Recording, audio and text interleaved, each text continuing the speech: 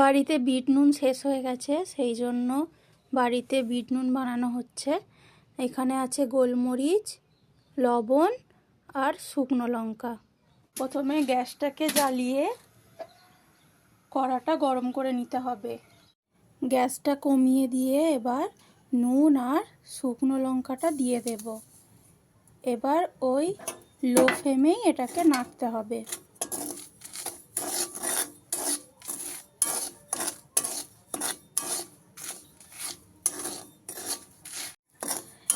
এটা নাড়তে নাড়তে যখন লালচে ভাব চলে আসবে তখন ভাববেন যে এটা অলমোস্ট রেডি হয়ে গেছে। দেখুন লবণটার মধ্যে লালচে ভাব এসে গেছে। এরপর এর মধ্যে আমরা গোলমরিচ অ্যাড করছি।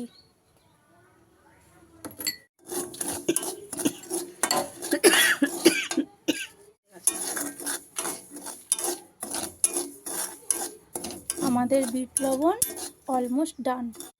লবণটা প্রায় কমপ্লিট। এটা একটা জায়গায় ঢেলে নিলাম।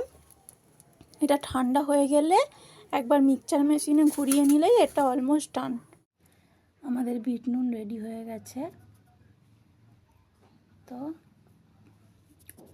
একদম সেই টেস্ট হয়েছে, আপনারা বাড়িতে বানিয়ে দেখতে পারেন।